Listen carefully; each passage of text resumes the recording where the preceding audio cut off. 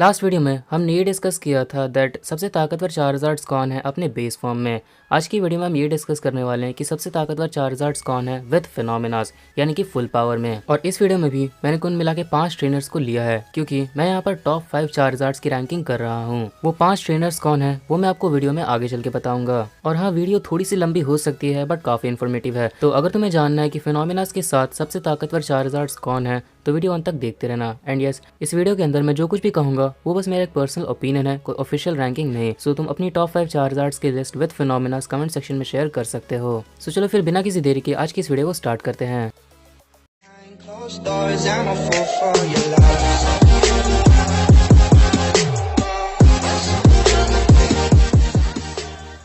सो जिन 5 trainers को मैंने इस वीडियो में लिया है वो है Lisia, Ash, Red, Leon and Alain. Last video में भी यही 5 ट्रेनर्स थे बेस फॉर्म के मामले में। एंड मैंने इसके बारे में काफ़ी सोचा भी कि फिनोमेनास के साथ कौन से ट्रेनर्स यहाँ पर आ सकते हैं।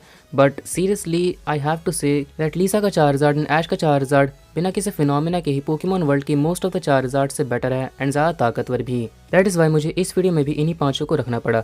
अब इन 5 में अगर रैंकिंग करें तो सबसे पहले यहाँ पर पिछली बार की तरह ही लीसा आएगी क्योंकि आर्ग्यूबली यहाँ पर उसका चार्जार्ड सबसे कमज़ोर है। लेकिन हाँ, comparatively not individually. I mean ऐसा नहीं कि वो सच में कमज़ोर है, वो बस इन सारे चार्जार्ड के मुकाबले थोड़े कमज़ोर हैं। अगर इंडिविजुअली देखा जाए तो वो आज भी पोकेमॉन वर्ल्ड के सबसे ताकतवर चार्जार्ड से गिनती में आते हैं। आफ्टर ऑल उनसे ज़्यादा ताकतवर सिर्फ और सिर्फ 4 ही चार्जार्ड्स हैं। अब अगर हम नंबर 4 की बात करें देन इसे सुनकर फैंस को थोड़ा दुख होगा, बट या अनफॉर्चुनेटली नंबर 4 पर आता है फैन फेवरेट ऐश का चार्जार्ड। अब हाँ, ऐश का चार्जार्ड काफ़ी ज़्यादा ताकतवर है, आई वुड अग्री, बट हाँ बिना फिनोमेना के मुझे नहीं लगता कि वो इससे आगे जा सकता है बिकॉज आगे के चार्जार्ड बहुत ज़्यादा ताकतवर हैं। हाँ, अगर उसके पास भी कोई फिनोमेना आ जाता देन डेफिनेटली उसके पास इतनी ताकत आ जाती कि वो उन तीनों से टक्कर ले सके, बट करेंटली यहाँ पर उसके पास कोई फिनोमेना नहीं है। सो हाँ, बेस फॉर्म के साथ यहाँ पर मुझे नहीं लगता कि ऐश का चार्जार्ड बाकी के चार्जार्ड से टक्कर ले सकता है। Although he is pretty strong when it comes to base form, but हाँ फिनोमेनास के साथ मेरे हिसाब से वो नंबर 4 पर आएगा। नाउ अब बचते हैं बस 3 चार्जार्ड्स, रेड का चार्जार्ड, लियोन का चार्जार्ड एंड अलान का चार्जार्ड। और इन तीनों के पास ही फिनोमेनाज हैं। रेड और अलान के चार्जार्ड के पास मेगा एवोल्यूशन है एंड लियोन के चार्जार्ड के पास जाइगेंटामैक्स फॉर्म।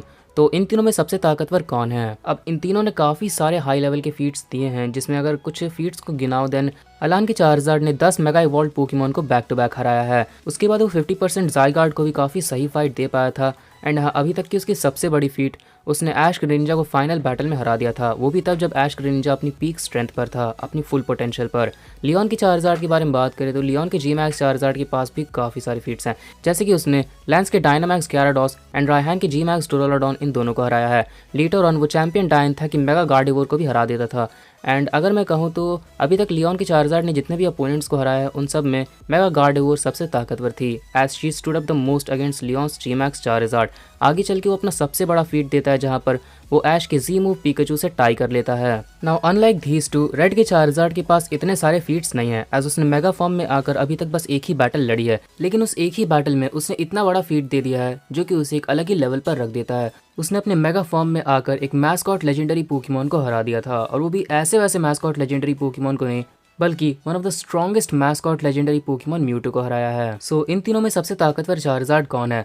वेल, अगर यहाँ पर हम सिर्फ लियोन एंड अलान के चार्जार्ड को कंपेयर करते हैं तो ये कंपैरिजन इतना टफ नहीं होता, बट क्योंकि हमने यहाँ पर रेड के भी चार्जार्ड को इस कंपैरिजन में लिया है सो हाँ, हम यहाँ पर 2 यूनिवर्सेस को कंपेयर कर रहे हैं। सो हम सिर्फ एनिमे के अकॉर्डिंग नहीं बल्कि ओवरऑल व्यू के हिसाब से देखेंगे कि ज़्यादा ताकतवर कौन है। अब सबसे पहले मैं तुम्हें ये बता दूं कि पोकेमॉन ओरिजिन्स की फाइट कैसे होती है। वेल, पोकेमॉन ओरिजिन्स की फाइट मोस्टली यहाँ पर गेम्स पर बेस्ड होती है। नाउ यहाँ पर एक थोड़ा सा कंफ्यूजन आ सकता है। तुमने काफ़ी लोगों को कहते हुए सुना होगा दैट गेम्स में यहाँ पर सिर्फ और सिर्फ तुम्हारे स्टैट्स मैटर करते हैं या फिर टाइप एडवांटेज या सुपर इफेक्टिव अटैक्स, लेकिन जो चीज़ सबसे ज़्यादा मैटर करती है वो है तुम्हारा लेवल। लाइक फॉर एग्जाम्पल, अगर यहाँ पर तुम गेम्स में लेवल 36 के ब्लास्टॉयज के सामने अपना लेवल 96 का चार्जार्ड उतार दो then despite having type disadvantages तुम्हारे पास यहाँ पर जीतने के काफ़ी ज़्यादा चांसेस हैं। सेम गोज फॉर स्टैट्स, क्योंकि गेम्स के अंदर अगर तुम लेवल 50 की लुगिया के सामने अपना वही लेवल 96 का चार्जार्ड उतारते हो देन भले ही यहाँ पर लुगिया के स्टैट्स काफी ज्यादा हो बट उस समय मैच में जीतने के तुम्हारे चांसेस ज्यादा होंगे। सो हाँ, गेम्स के अंदर type advantage, super effective attacks, stats, इन सभी से ज्यादा मैटर करता है लेवल। एंड जहाँ तक बात रही गेम्स के अंदर एक मैस्कॉट लेजेंडरी पोकेमॉन को हराना, तो एक मैस्कॉट लेजेंडरी पोकेमॉन को गेम्स के अंदर हराना इतना मुश्किल नहीं जितना एनिमे के अंदर है।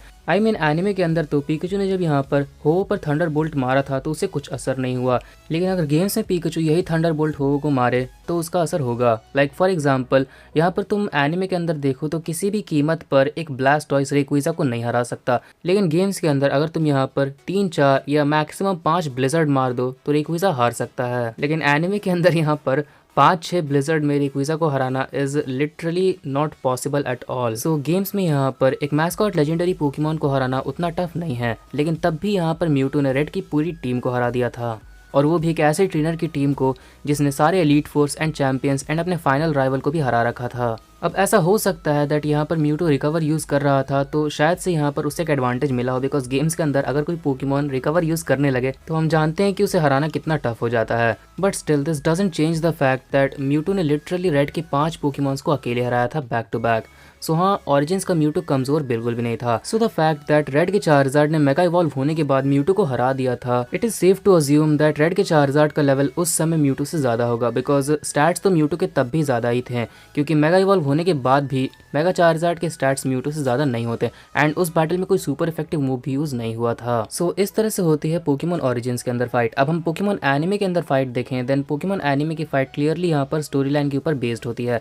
लाइक अगर स्टोरी लाइन यहाँ पर तुम्हारे फेवर में है तो तुम सबके बाप हो, लेकिन अगर स्टोरी लाइन तुम्हारे फेवर में नहीं है तो तुम कुछ नहीं उखाड़ सकते। अब इसके तुम काफी सारे एग्जांपल्स ले सकते हो। लाइक अगर स्टोरी लाइन साथ हो तो एक वाइल्ड ड्रैगनाइट लगातार हाइपर बीम यूज कर सकता है, लेकिन अगर स्टोरी लाइन तुम्हारे फेवर में नहीं हो एंड फाइट गेम्स के लॉजिक के अकॉर्डिंग हो जाए, देन पोकेमॉन वर्ल्ड का स्ट्रॉन्गेस्ट ड्रैगनाइट लैंस का ड्रैगनाइट भी एक ही हाइपर बीम के बाद रिचार्ज इफेक्ट में चला जाता है। अगर स्टोरी लाइन साथ हो देन चार्जार्ड आर्टिकुनो को भी हरा देता है, लेकिन अगर स्टोरी लाइन साथ ना हो एंड फाइट अगर गेम्स के लॉजिक अकॉर्डिंग हो जाए, देन एक डस्क्लॉप्स भी यहाँ पर चार्जार्ड को हराकर चला जाता है। या फिर इन सब से अलग तुम यहाँ पर बेस्ट एग्जांपल ले सकते हो पोकेमॉन कंपनी के सिग्नेचर पोकेमॉन पिकाचू का।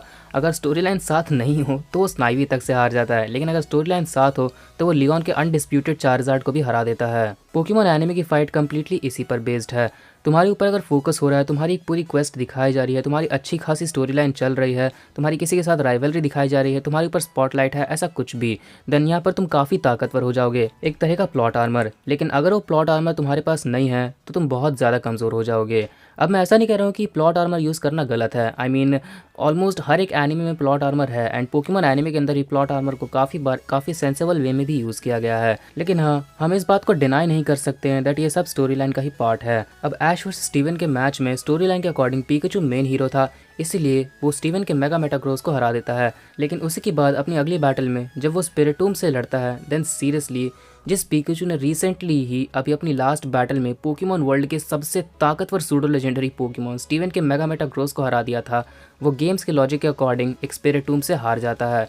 अब ये मत कहना भाई कि डेस्टिनी बॉन्ड अटैक मार दिया था तो उसका असर तो दिखा नहीं था, क्योंकि काफ़ी बार ऐसा हुआ है कि अटैक्स मारे जाते हैं लेकिन उसका असर ही नहीं होता अगर स्टोरी लाइन तुम्हारे साथ हुई तो। और हाँ, ऐसे अटैक्स के काउंटलेस एग्जांपल्स हैं, like frenzy plant, hydro cannon या ब्लास्ट बर्न का रिचार्ज इफेक्ट, या फिर तुम ले सकते हो फ्लेयर ब्लेड्स का रिकॉइल इफेक्ट, या फिर मैं तुम्हें बेस्ट एग्जाम्पल दे सकता हूँ ऑरा स्फेयर मूव का। जिस तरह से डेस्टिनी बॉन्ड का एक इफेक्ट है कि अगर यहाँ पर ये फेंट होने के एक टर्न पहले यूज किया जाए तो जिस भी अपोनेंट के खिलाफ यूज किया गया वो अपोनेंट भी फेंट हो जाएगा। उसी तरह ऑरा स्फेयर में भी एक इफेक्ट है that this attack never Mrs, ये मिस हो ही नहीं सकता, एंड एनिमे के अंदर लिटरली ये मिस हुआ है, एंड किसी ऐरे गहरे पोकेमॉन से नहीं बल्कि एक मैस्कॉट लेजेंडरी पोकेमॉन म्यूटू से मिस हुआ है। और चौंका देने वाली बात तो यह है कि म्यूटू का ऑरा स्फेयर एक नन लेजेंडरी पोकेमॉन स्कैवलियर ने डॉज किया है। सो हाँ, स्टोरी लाइन साथ थी तो पिकाचू यहाँ पर पोकेमॉन वर्ल्ड के सबसे ताकतवर सूडो लेजेंडरी पोकेमॉन को हरा पाया, लेकिन स्टोरी लाइन जब साथ नहीं थी एंड गेम्स के लॉजिक अकॉर्डिंग फाइट हो गई तो एक स्पिरिटूम से भी हार गया। अब ऐसा इसलिए हुआ क्योंकि उस बैटल में यहाँ पर पिकाचू मेन हीरो नहीं था, मेन हीरो वहाँ पर लुकारियो था, इसीलिए मेगा लुकारियो सिंथिया की मेन पोकेमॉन गार्चॉम्प को हरा देता है।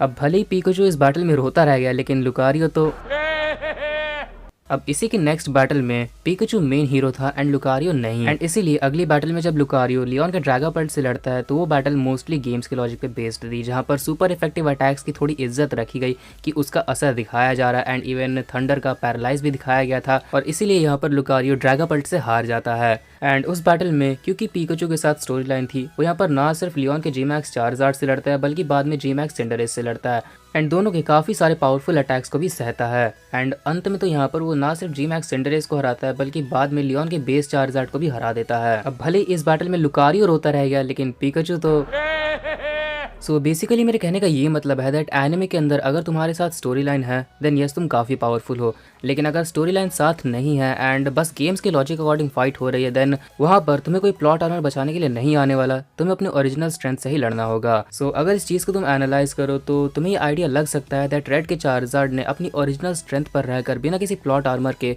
म्यूटू को हराया है, और वो भी एक ऐसे म्यूटू को जिसने लिटरली उसके 5 पोकेमॉन्स को हरा दिया था बैक टू बैक। जबकि गेम्स में एक लेजेंडरी पोकेमॉन को हराना उतना टफ नहीं होता है, लेकिन स्टिल यहाँ पर 5 पोकेमॉन्स मिलके भी म्यूटू को नहीं हरा पाए थे। And yes I don't think so that Red के चार्जार्ड को पोकेमॉन ओरिजिन्स में कहीं पर भी कोई प्लॉट आर्मर मिला है, क्योंकि सारी फाइट्स गेम्स के लॉजिक के अकॉर्डिंग होती है। ये वही चार्जार्ड है जो कि जियोवानी के नीडो क्वीन से भी हार चुका है, एंड उसके बाद उसके राइडॉन के 2 अटैक्स में ही इसकी 90% हेल्थ चली गई थी, एंड उसके बाद ब्लू के ब्लास्टॉयस ने एक हाइड्रो पंप से ही एक सुपर इफेक्टिव अटैक से चार्जार्ड की 90% हेल्थ गिरा दी थी। ऐसा नहीं कि उसने ज़ाइगार्ड का लैंड्स रैथ सह लिया या फिर ड्रैगन क्लॉ से उसे कुछ डैमेज हुआ ही नहीं। सो अब अगर यहाँ पर इन तीनों में सबसे ताकतवर चार्जार्ड को चुना जाए, आई मीन टॉप 3 की रैंकिंग की जाए, देन आई कैन से कि इसके 2 पॉसिबल आउटकम निकलते हैं। पहले आउटकम में अगर ये फाइट एनिमे के अकॉर्डिंग हो देन ये क्लियरली स्टोरी लाइन पर डिपेंड करता है कि स्टोरी लाइन सबसे ज़्यादा किसे फेवर करती है। एंड अभी तक में देखा जाए देन हाँ, हम इसमें यहाँ पर टॉप 3 चार्जार्ड्स की रैंकिंग कर सकते हैं, जहाँ पर नंबर 1 पर आएगा लियोन का चार्जार्ड, क्योंकि अभी तक यहाँ पर स्टोरी लाइन ने सबसे ज़्यादा उसे ही फेवर किया है। सेकंड पर अलान का चार्जार्ड एंड थर्ड पे रेड का चार्जार्ड। लेकिन अगर हम यहाँ पर दूसरे आउटकम पे चलें, जहाँ पर ये फाइट अगर पोकेमॉन ओरिजिन्स के हिसाब से होती है देन यहाँ पर कोई प्लॉट आर्मर या कोई स्टोरी लाइन नहीं है, एंड रेड का चार्जार्ड अपनी ओरिजिनल स्ट्रेंथ पर रहकर म्यूटू को हरा चुका है। So I don't think I need to explain more. यहाँ पर ये रैंकिंग कुछ इस तरह से होगी, नंबर 1 पर रेड का चार्जार्ड रहेगा, नंबर 2 पर लियोन का एंड नंबर 3 पर अलान का। अब ये कम्प्लीटली तुम्हारे ऊपर डिपेंड करता है कि तुम किस आउटकम पे जाना चाहते हो। तुम एनिमे के अकॉर्डिंग जा सकते हो या फिर ओरिजिन्स के अकॉर्डिंग, लेकिन अगर मैं अपना पर्सनल ओपिनियन दूं देन अगर एक ओवरव्यू लेकर देखा जाए तो मैं सेकंड रैंकिंग की तरफ जाऊंगा। अब मेरे कहने का ये मतलब नहीं है दैट एनिमे के अंदर जो स्टोरी लाइन के हिसाब से फाइट करवाई जाती है वो बिल्कुल फेयर नहीं है। जैसा कि मैंने पहले भी कहा था, अगर यहाँ पर सिर्फ अलान एंड लियोन के चार्जार्ड को कंपेयर करना होता तो ये कंपैरिजन काफ़ी ईजी होता, लेकिन क्योंकि यहाँ पर हम 2 यूनिवर्सेस को कंपेयर कर रहे हैं दैट इज वाई हमें ये देखना होगा कि ज़्यादा एक्यूरेट कौन है, क्योंकि इंडिविजुअली तो चार्सिफिक वैली के चार्जार्ड से काफ़ी ताकतवर हैं बट कंपैरेटिवली कमज़ोर हैं।